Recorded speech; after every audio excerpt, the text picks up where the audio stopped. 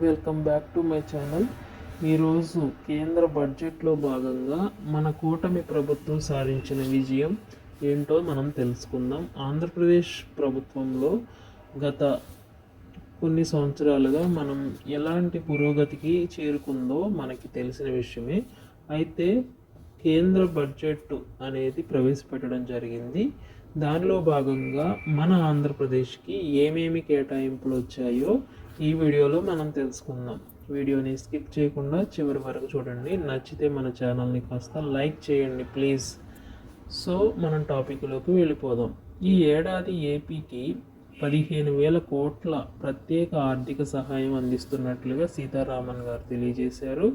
అలాగే రాయలసీమ, ప్రకాశం, ఉత్తరాంధ్రలో వెనుకబడిన జిల్లాలకు ప్రత్యేక ప్యాకేజ్, హైదరాబాద్, బెంగళూరు పారిశ్రామిక కారిడార్ల అభివృద్ధికి హామీ, పూర్వోదయ పథకం ద్వారా ఏపీకి ప్రత్యేక ప్రాజెక్టులు, రాజధాని అమరావతి అభివృద్ధికి, పోలవరం నిర్మాణానికి హామీ, విశాఖ, చెన్నై పారిశ్రామిక కారిడార్లలో నోడ్లకు ప్రత్యేక సహాయం, పారిశ్రామికంగా కేంద్రాలుగా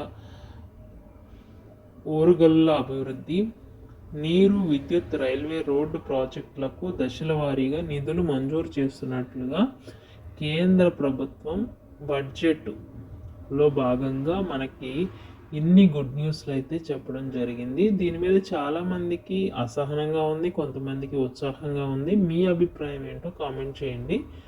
మన ఏపీ ప్రభుత్వానికి అయితే ప్రజెంట్ కేంద్ర మంత్రి సీతారామన్ గారు ఇంతవరకు మనకి 8 హామీలని ప్రకటించడం జరిగింది.